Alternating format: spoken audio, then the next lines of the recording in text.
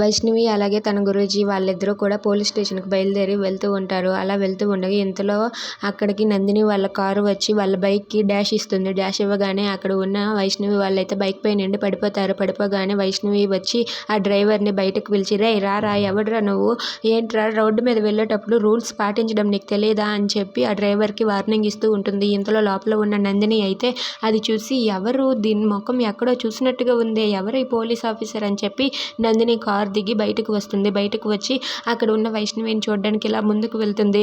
ఇక వైష్ణవి అయితే వాడికి వార్నింగ్ ఇస్తుంది. ఏంట్రా, ఇంకొకసారి కానీ ఇలా చేసావంటే నీపై కేసు వేస్తానని చెప్పి వార్నింగ్ ఇస్తూ ఉంటుంది.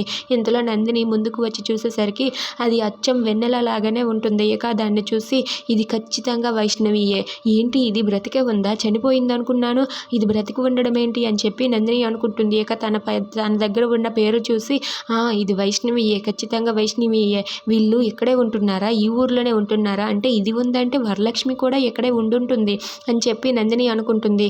ఇక వైష్ణవిని చూసి నందిని ఒక్కసారిగా షాక్ అయ్యి అలా ఉండిపోతుంది.